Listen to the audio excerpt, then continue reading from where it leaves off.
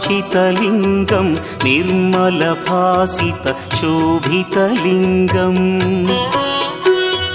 जन्मजदुःखविनाशकलिङ्गं तत्प्रणमामि सदा शिवलिङ्गम्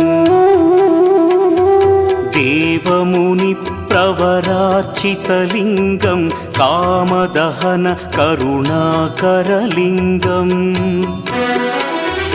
रावणदर्पविनाशकलिङ्गं तत्प्रणमामि सदा शिवलिङ्गम्